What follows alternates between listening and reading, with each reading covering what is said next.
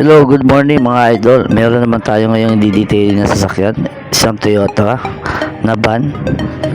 Ang balak ng customer ay palinis yung loob ng sasakyan niya, interior detailing, dahil kahit anong palinis niya sa mga car wash ay nananatili pa rin itong mabaho. Kaya pala mga idol, nakita ko yung flooring niya ay punong-puno ng tubig at halos amoy kalan lang. At may mga uod-uod na. Kaya ngayon, bala ko ipa-pull down yung carpet niya at sinabihan ko yung customer. Pumayag naman mga idol.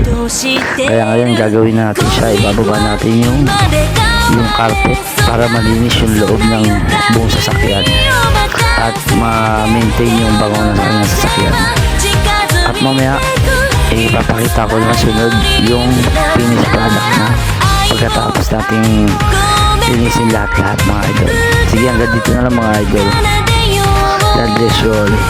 Bye-bye.